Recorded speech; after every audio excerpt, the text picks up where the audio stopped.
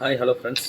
இன்றைக்கி நம்ம என்ன பார்க்க போகிறோம்னு பார்த்தீங்கன்னா, மகாதீர் முகமது இந்த பேரை இன்றைக்கி கேட்காதவங்க யாருமே இருக்க மாட்டோம். ஏன்னா இந்தியர்கள் அவங்களுக்கு விசுவாசமே இல்லை அப்படின்னு சொல்லி பேசியிருக்கிறாரு. இவர் யார் அப்படின்னு பார்த்தீங்கன்னா, இவர் மலேசியா நாட்டை சேர்ந்தவர்.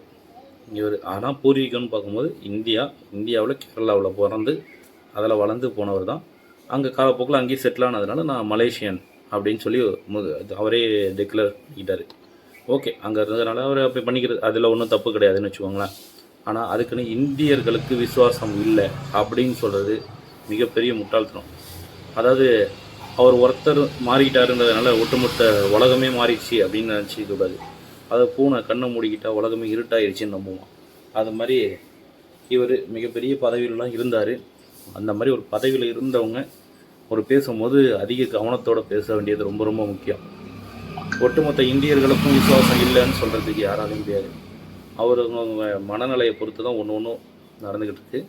அதில் விசுவாசன்றது இந்தியர்களுக்கு இல்லைன்றது யாராலையும் அக்செப்ட் பண்ண முடியாது. அவங்கவுங்க மொழி பேசினா தான் அந்த நாட்டுக்காரங்க அப்படின்னு சொல்லி யாராலையும் சொல்ல முடியாது. வரதராசனார் இந்த பேரை கேள்விப்பட்டிருப்பீங்க. கேள்விப்படாதவங்க கொஞ்சம் கூகுளில் சர்ச் பண்ணி பாருங்கள். ஸ்கூல் பசங்களுக்கு கண்டிப்பாக தெரிஞ்சிருக்கும். இது ஒரு பாடமாகவே இருந்திருக்கும் எல்லாருக்குமே. அதில் அவர் சொல்லியிருக்கிறது, ஃபஸ்ட்டு உங்களோட பற்று, மொழி பற்று இருக்கணும். அதுக்கப்புறம் உங்களுக்கான மாநிலம், அதுக்கான பற்று இருக்கணும். அதுக்கப்புறம் தான் உங்கள் நாடு, அதுக்கான பற்று இருக்கணும். இது எல்லாமே உங்களுக்கு கரெக்டாக இருக்குது அப்படின்னா உலகன் அப்படின்னு சொல்லி ஒரு வார்த்தை மென்ஷன் பண்ணுவார். அதாவது இந்த உலக மக்கள் எல்லாருமே ஒரே ஆள் தான், ஒன்றா இருக்க வேண்டியவங்க அப்படின்னு சொல்கிறது தான் அவரோட கடைசி டிக்ளரேஷன். உலகமே ஒன்று தான் அப்படின்ற மாதிரி. அப்படின்னும் போது நம்ம தனித்தனி கண்டங்களாக பிரிஞ்சு இருக்கிறதுனால கம்யூனிகேஷன் எல்லாருக்கும் பார்த்திங்கன்னா மொழி தான் ஒரு புரிஞ்சிக்கக்கூடிய தன்மை நமக்குள்ளே இல்லைன்றதுனால தான் வேறுபட்டுக்கானே தவிர மற்றபடி வேறு எந்த ஒரு இதில் அவங்கவுங்க சில அரசியல் ஆதாயத்துக்காக அதை பல விதத்தில் சித்தரிப்பாங்க. அதில் சித்தரிக்கிறதுல பின்னாடி போகிறதுனால தான் பல குரூப்பாக பிரிஞ்சு கிடக்கும்.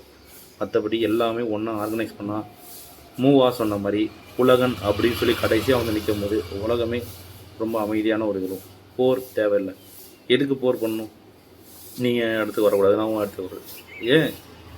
எல்லாருமே ஒன்று தான் அப்படின்ற மாதிரி ஆச்சுன்னா பிரச்சனையே கிடையாது. இதில் விசுவாசம் இல்லை இருக்குது யாருக்கு தெரியும்? நீ மாறிக்கிட்ட, அதனால் உன்னோட தனிப்பட்ட விருப்பம். நீ எனக்கு இந்தியன் சொல்கிறதுக்கு பிடிக்கல, மலேசியன்னு சொல்கிறதுக்கு பிடிச்சிருக்கா சொல்லிக்கோ. அதனால் மற்றவங்களும் அப்படி தான் சொல்லணும்னு எதிர்பார்க்குறது மிகப்பெரிய முட்டாள்தனம். வீடியோ பிடிச்சிருந்தா லைக் பண்ணுங்கள். தேங்க்யூ.